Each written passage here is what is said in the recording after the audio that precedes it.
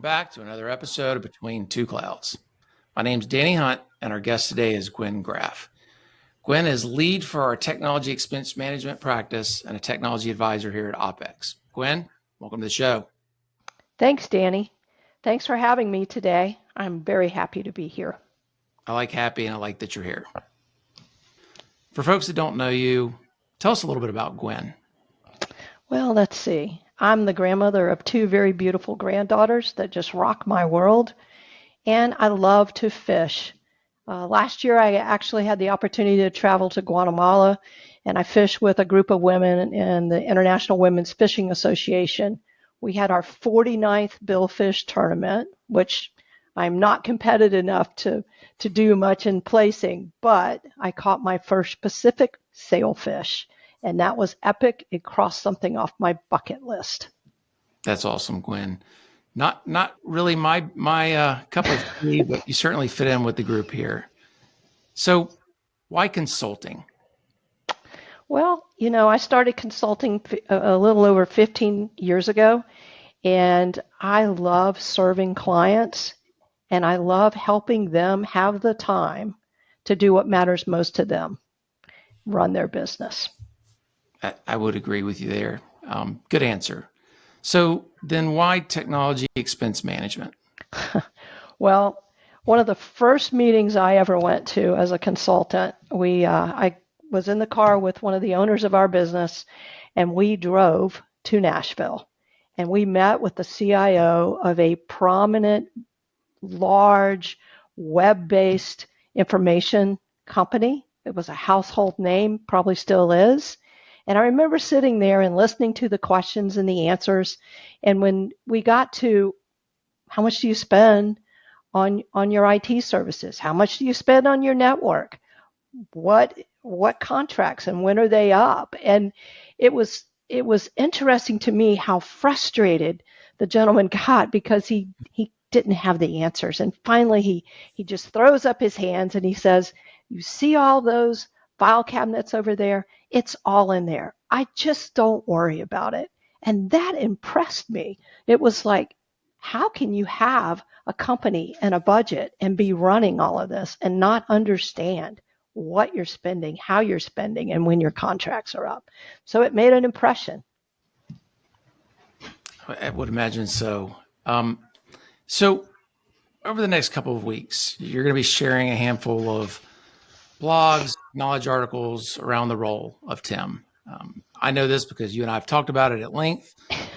I also know this because our marketing strategy teams have commented to me directly how refreshing it is to be this prepared for once. I think those were the exact words.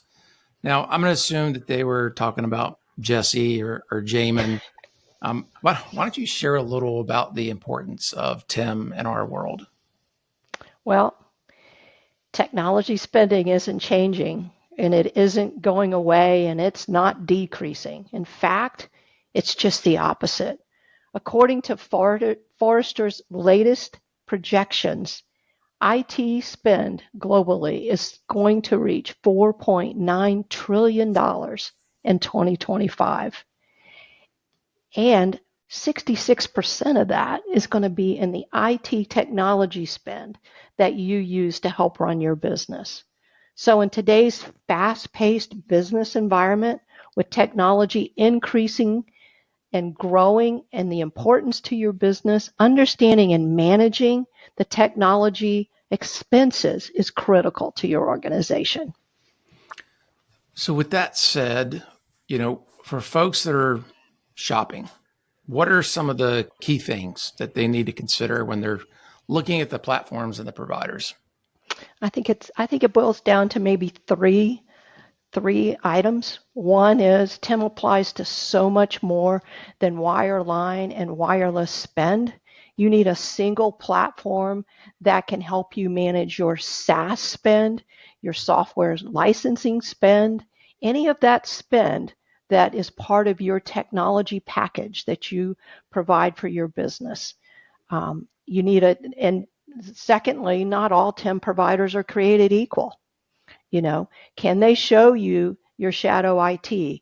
Can they show you your SaaS spend with an automation where you can disconnect users that maybe are no longer in your business, but you're still paying for a Microsoft, E5 license for. So not all of them are created equal. You need to really look at them. And then the bottom line is, what kind of inventory do they create? And because you can't manage what you can't see. Fair point. Fair point. So what does a customer get out of all of this?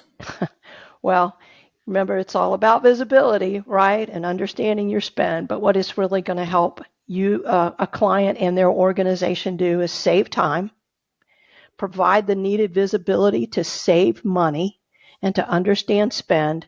And with all of that data, they'll make better decisions. A good TIM platform typically pays for itself. Yeah, that's the one. That's one of the things I love about the technology, the platform, is we can't say that about a lot of the technologies and services that we work with. Bring something in that adds value and pays for itself. It's a powerful statement. Gwyn, I appreciate you coming out. You're awesome. Thanks for spending a little time with me today. It was good chatting with you. Thanks, Danny.